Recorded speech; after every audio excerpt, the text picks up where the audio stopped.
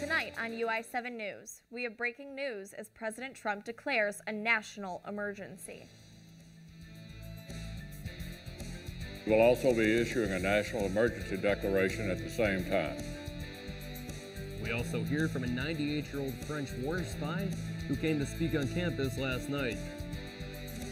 And we have all your inside info on how you can spend your Valentine's Day. UI7 News starts right now.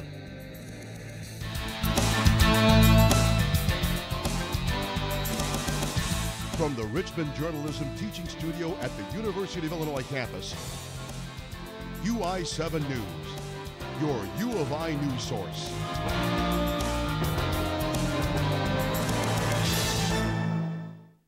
Happy Valentine's Day and welcome to UI7 News. I'm Emily Steinmetz. And I'm Stephen Cohn. We've got a lot coming up on today's show, but first, some breaking news.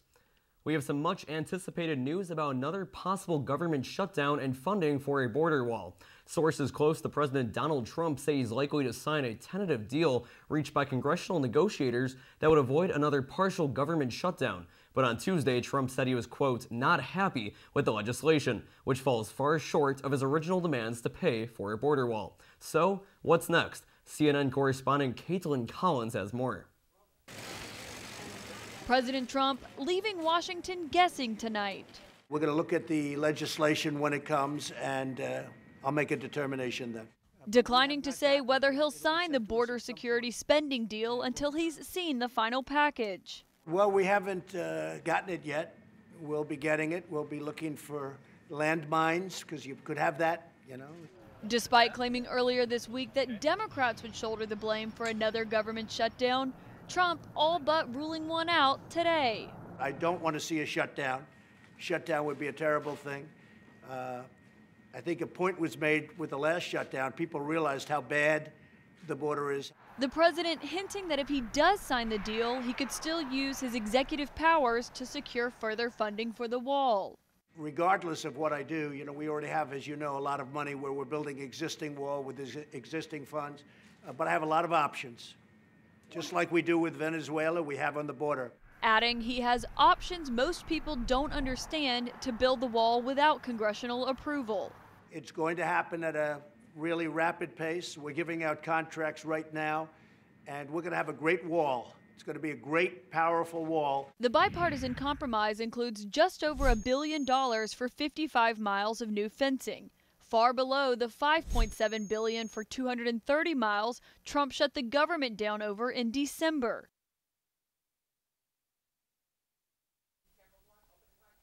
The bipartisan measure easily passed to avoid shutdown, and the bill now goes to the House. Senate Majority Leader Mitch McConnell says what's next. I would say to all my colleagues, has indicated he's prepared to sign the bill. He will also be issuing a national emergency declaration at the same time.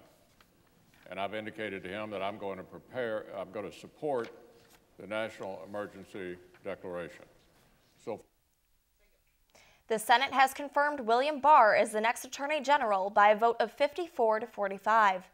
Barr first served as Attorney General under President George H.W. Bush. Democrats worry about his noted support of strong executive authority. Many fear this will lead him to redact important parts of Robert Mueller's Russia investigation report. Barr has promised to release as much of the report as he can, though what is allowable is likely to be a highly subjective decision.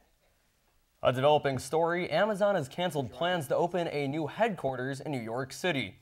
Amazon noted in a statement that opposition from state and local governments contributed to the decision. They currently have no plans to reopen the search for another headquarters. Keep it tuned with UI7 for more updates. I didn't say something. Well, let's now check in with our UI7 weather expert, Will Gerard, for a preview of this weekend's weather. Thanks, guys. I'm weatherman Will Gerard out here on the scene. It's been a pretty beautiful day, actually, with the weather being in the lower 50s, mid 40s, you know. We'll take a look at our 3-day forecast for this weekend. We actually have a high of 27 and a low of 17 tomorrow. And then on Saturday, we have a high of 34 and a low of 24. If you guys have any Valentine's Day plans tonight, make sure to pack a jacket because it's supposed to get pretty cold tonight.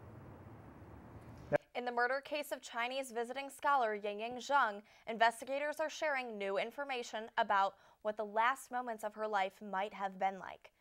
Federal prosecutors now say Zheng's blood was found in Brent Christensen's apartment. The 28-year-old ex-PhD student is charged with kidnapping and murdering Yingying Zheng. Authorities say they also found a bloody handprint and evidence that the blood may have been washed on the apartment plumbing.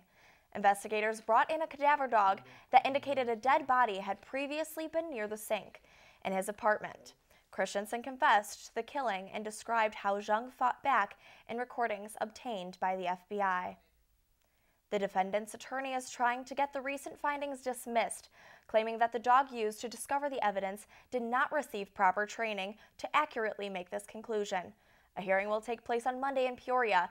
Though this is a murder case with no body, prosecutors are seeking the federal death penalty. Today marks 1 year since the shooting in Marjorie Stoneman Douglas High School that killed 17 people in Parkland, Florida. Florida Governor Ron DeSantis is now calling for a statewide grand jury investigation. The investigation is into what he calls the Broward School District's failures in its response to the attack on the school and the handling of student safety and security issues. The House Judiciary Committee also passed a measure last night that would require background checks for all gun sales and most gun transfers within the U.S. This is the most significant gun control legislation to advance this far in Congress in years. Parkland shooting survivor Cameron Caskey says he's hopeful after these two initiatives. Which I know was such a great victory for a lot of the parents because there's been so much corruption on a local level here. We're really seeing a lot of reasons to look to the future and see hope. Today is also the 11-year anniversary of the shooting at Northern Illinois University that took the lives of 5 students and injured 17 more. There is officially a hepatitis A outbreak in Champaign County after 3 people in the county have tested positive for the disease. The Public Health Department is working to combat the outbreak through various programs, such as its Needle Exchange Program, an anonymous program that allows drug users to use clean needles in order to prevent sharing and the spread of the disease. According to the Mayo Clinic, the disease is highly contagious and is most likely to be contracted from close contact with an infected person or object. In addition to the needle program, Public Health is offering vaccinations for the disease. Suburban Express, the popular transportation company known for bringing students to and from the Chicago suburbs, has fallen under more scrutiny. UI7's Ariel Majeski tells us more about their most recent run-in with the law. It was an 8-degree January 31st when students were waiting at Alkeld for a Suburban Express bus, but bus number 1400 never came. Customer Bridget Jasinski said owner Dennis Teppin's course of action was even more chilling. A refusal to enter the next bus, her phone placed underneath a bush, and the generic apology offering coupons to settle the issue. He didn't double check what he had said right away and had consequently abandoned me and didn't provide me a service that I had paid for. After posting her experience on social media, Jasinski received another email from Suburban, banning her from all services. Jasinski has filed 2 incident reports to the current Illinois Attorney General. However, Suburban Express, who also runs the Illini shuttle, is already facing a lawsuit filed in April 2018. This is not a one-off. This is a serious history, years long, of continued, repeated violations of our civil rights laws and our consumer protection laws. On December 13th, the court ordered Teppin to stop banning services based on negative reviews about the company. So what could Jasinski's incident reports lead to? A legal expert comments. If the Attorney General may consider it to be more strategic to get a settlement and a broader permanent injunction in place rather than pursue this individual case. But if the judge believes he is violating his court orders, Teppin could possibly receive fines or jail time. Lawless says the case has a long way to go as the court looks over the facts. The Attorney General spokesman says the next hearing was scheduled for February 12th. Owner Dennis Teppin has refused to comment. In Urbana, I'm Ariel Majeski, UI7 News. St. Patrick's Day is right around the corner, and for the cities of Champaign and Urbana, changes are coming. This past weekend, the mayors of both Champaign and Urbana announced respective regulations for all establishments planning to serve alcohol on March 1st, on official St. Patrick's Day. Some of the regulations include restrictions on how early the bars can open, what kind of cups they can serve from, as well as limitations on what types of alcohol they can serve. The policies were imposed under the mayor's emergency powers and will be in effect for the whole day on March 1st. While the unofficial holiday is still expected to be celebrated by many, it is yet to be seen how these regulations will affect the bars on what is typically one of the busiest weekends of the year.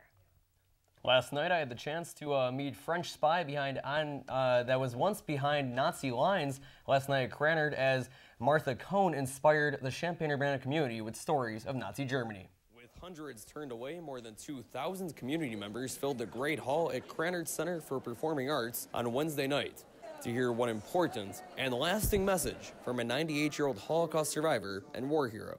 Be engaged.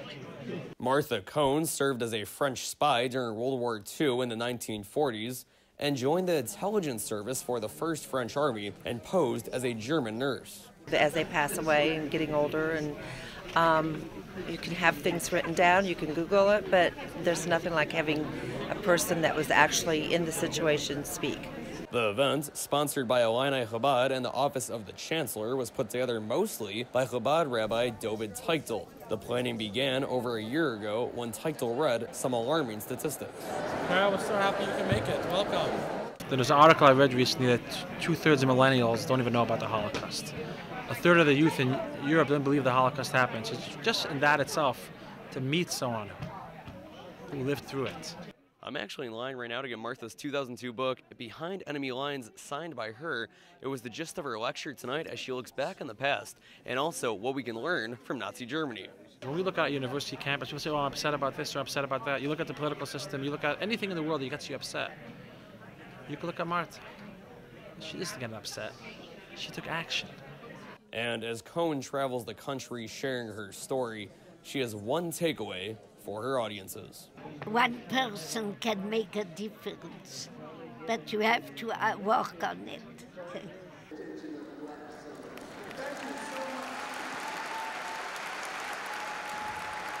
And on a lighter note with that story, we do have the same last name, Cohn, but also her oldest son, his name is Stephen Cohn. So almost the same name, not the same person though, but close. What an interesting coincidence and awesome opportunity for you to go. Such a cool night. But coming up after the break, UI7's Jessica Potempa shows us a unique Valentine's Day tradition. And you'll hear what students have to say about Valentine's Day and the idea of having the day off for the holiday. And UI7's Rory Benatar hits up the dance floor as couples learn how to swing dance. All that and more, so stay tuned.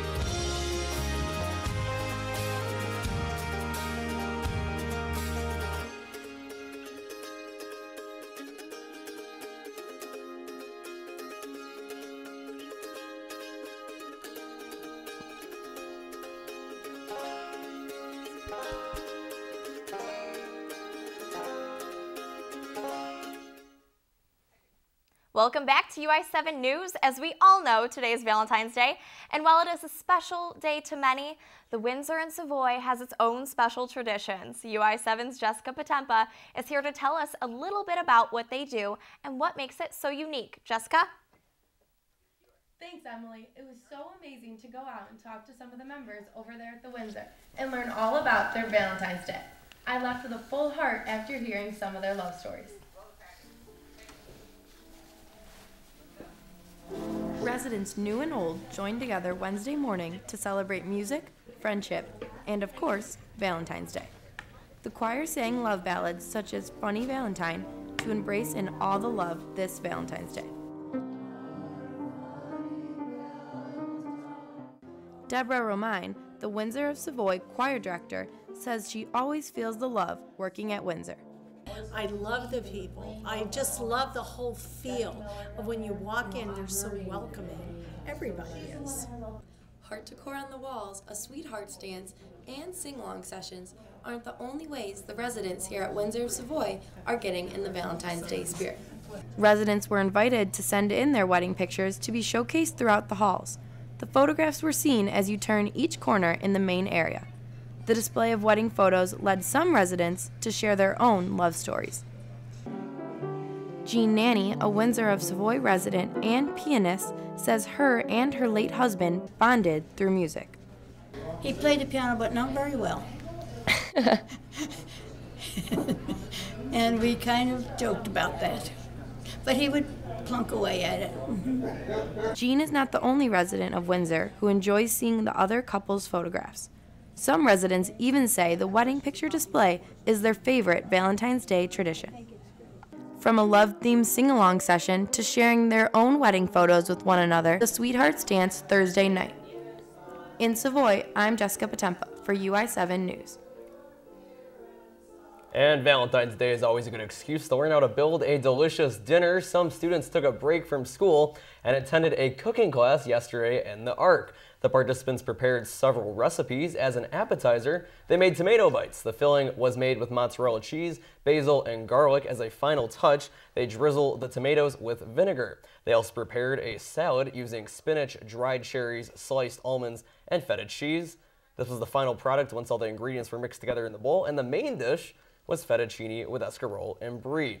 While waiting for the pasta to cook, they prepared this tasty sauce. A Valentine's Day dinner is not complete without dessert. These students chose to bake double chocolate cookies, and no one was allergic to chocolate, which made the tasting even better. Moving from the Arc to the dorms, U of I students found a retro way to celebrate Valentine's weekend. UI7's Rory gets jiggy with it at Newman Hall. Illinois students began their Valentine's Week by learning some swing dancing at Newman Hall. The free dance lesson featured 30 minutes of instruction, followed by a free dance to kick back and enjoy. For freshman Reily Mueller, this was a rare opportunity to learn a new skill rather than impress a date. This is the first week of the semester, like, hey, we're instructors at this swing dance group that meets at Newman. I was like, that sounds really fun. I've never danced before in my life, so might as well learn something new while off in college. Everyone learned multiple intricate swing moves from the student teachers. One of the student teachers, senior Ben Jastrzebski, enjoys teaching the lost art and seeing others find joy in it. Like, there's not a lot of partner dancing anymore, so it's just kind of a lost art, really.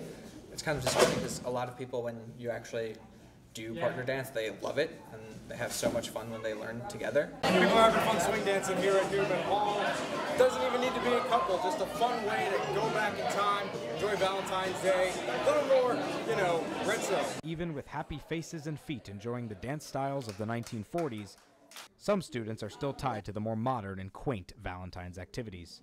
Junior Katie Quain likes the simpler activities a tad more. Yeah, like going out to dinner, like the whole date thing on Valentine's Day, like giving each other gifts. I think those are nice.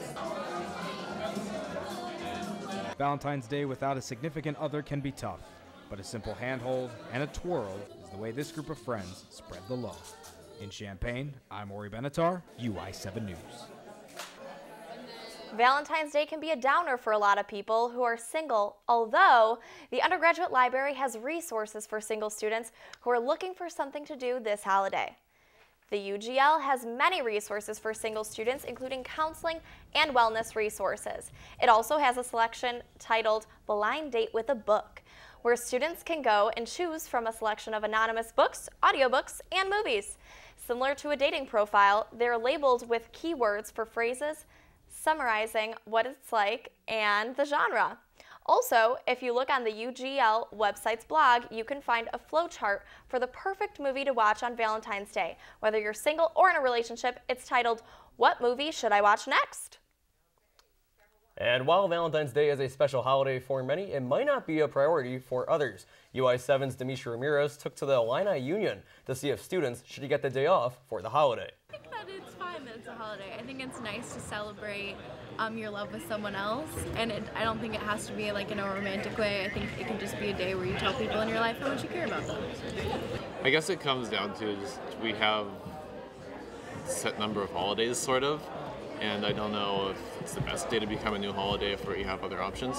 It is a very serious holiday, and a lot of emotional investment goes into Valentine's Day, and you can't invest in school and that at the same time. So I just looked at my Facebook memories, and I posted 8 years ago in high school, if Valentine's Day was such a big deal, why don't we get the day off? So I would love to have the day off for Valentine's Day. That'd be great. I totally agree. Valentine's Day used to be such a bigger deal in elementary school. Now that you're in college, you're in class for 8 hours on Valentine's Day. No one's giving you the little like chocolate hearts in class. It's not the same. I do. I miss the paper mache mailboxes that we made, and Good times. Good times. Giving each other Frozen little Disney themed cards. I still think they're cute. I buy them for my friends with a little treat to go with it. You know, can't leave anyone out. Of course, everyone. But on this day in 2005, 2 Illinois alums and co-worker founded YouTube and changed the way the world watches videos. Stephen Chen and Jawed Kim both studied computer science at the U of I before working at PayPal. The site was founded February 14, 2005, and Kim uploaded the first video, a video of him at the San Diego Zoo 2 months later. You see that video? That video has 61 million views now. But that's insane that YouTube's growing so much. We'll have more coming back after take a quick break, but let's see what's coming up next. And we'll be right back with a weather forecast.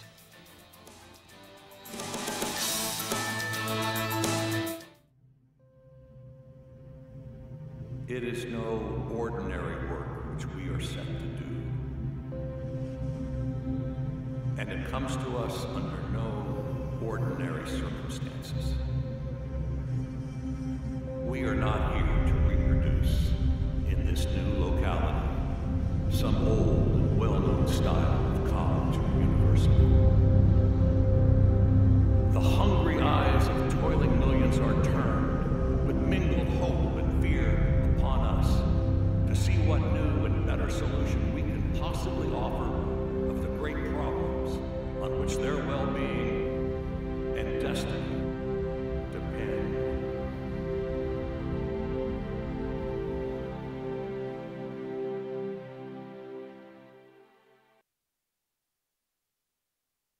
Sleet, ice, winds, we've got all here in the Midwest, but Will Gerard's outside enjoying the weather. So what do you have for us, Will? Thanks, guys. It's been a beautiful day here in Champaign-Urbana, like I've already said. Let's first take a look at the forecast for this week. Tonight, we have, it'll be around 16 degrees with a west by northwest wind from 20 to 27 degrees. Tomorrow, it's partly cloudy with a high of 26. Northwest winds expected to come in at 13 miles per hour. If we look at the 5-day forecast for the week, as I mentioned before, we might get a little bit of snow this weekend on Sunday. But aside from that, it'll still be pretty cold, around 30 degrees. In terms of the local area here, everywhere close to us is in the 40-degree range as well. If you look out at the state capitol, it's 49 degrees. In the Midwest, up in Chicago, it's a little colder at 42 degrees. If you look at Indy, it's 49. Down south at Paducah, it's 80 degrees, which is crazy if you think about it. It's February, my goodness. I guess that's southern Illinois for you. And if you look at the national weather, down south, it's pretty toasty with 76 degrees in Dallas, 62 in Atlanta, and 72 in Miami. While out west, the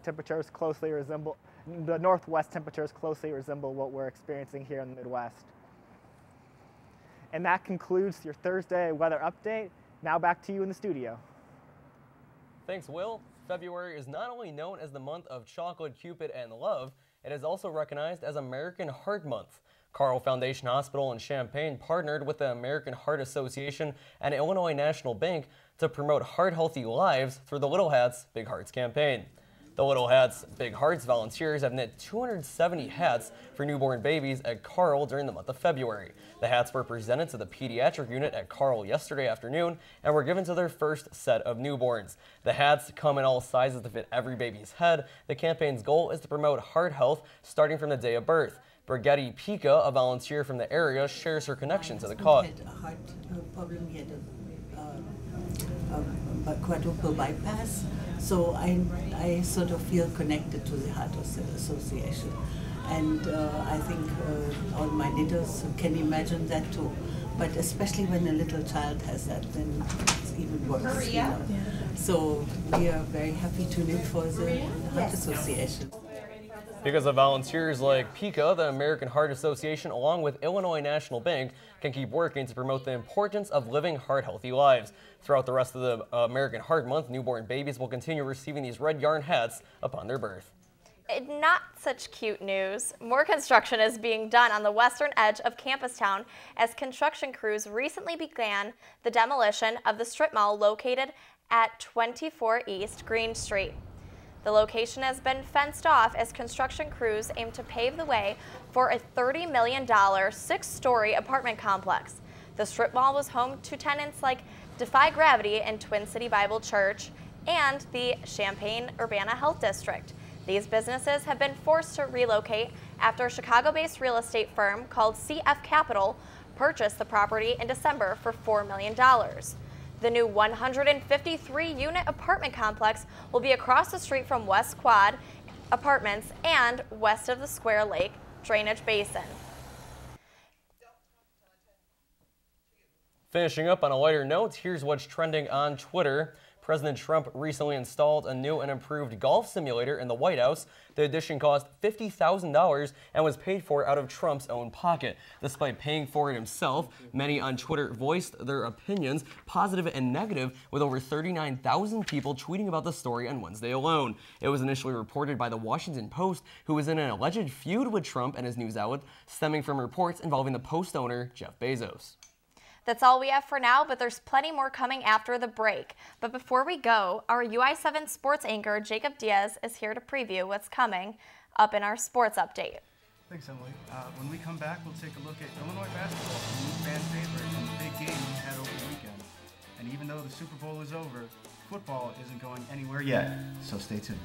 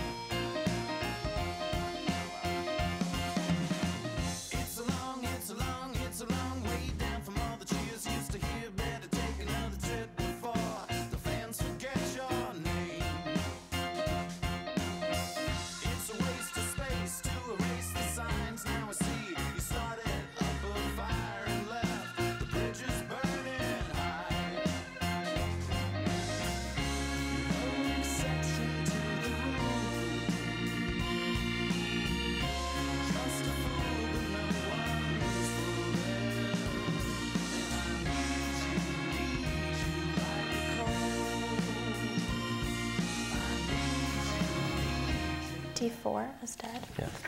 The Illini men's basketball team is rolling after a rocky start to the season and won their third game on the bounce with Rutgers in town. By the end of the game, Illini fans were chanting the name of their new folk hero, whose name they probably couldn't pronounce when the season started. The Scarlet Knights played the Illini tough Saturday, but freshman Georgi Bashanchevili did not let his team lose. The Georgia native, and that's Georgia the country, mind you, added to his growing legacy by dropping an Illini record 35 points. The big man found another gear late in the game. And Georgia, what does it mean to be able to break that record, especially in front of the home? They're scoring 29 points in the second half and overtime. His secret, maybe it was his pregame snack. The Illini will look to keep their win streak alive on the road at Ohio State later tonight. The Illini haven't won an away game all season, and Ohio State are on a 3-game win streak of their own. That brings their conference record to an even 6-6. Tip-off at Schottenstein Center is just half an hour away at 6 o'clock. So the Super Bowl might be finished, but this year, football is here to stay. With the inaugural week in the books, the Alliance of American Football is underway. The 8-team Professional Football League drew 2.9 million viewers for its debut broadcast on CBS and features 4 more games this weekend. The rules are a little different. No kickoffs, no extra points, games on Saturdays, but the faces are familiar featuring NFL vets and former college stars looking for another chance. If you don't know which team to root for, former Illini defensive tackle Chunky Clements is on the Arizona Hotshots roster. And finally today, and that concludes today's edition of UI7 News. Edition of UI7 News, but make sure to like us on Facebook, follow us on Twitter and Instagram, subscribe to us on YouTube. Thanks so much for joining us today. I'm Emily Steinmetz. I'm Stephen Cohn. Have a great night, everyone. Happy Valentine's Day.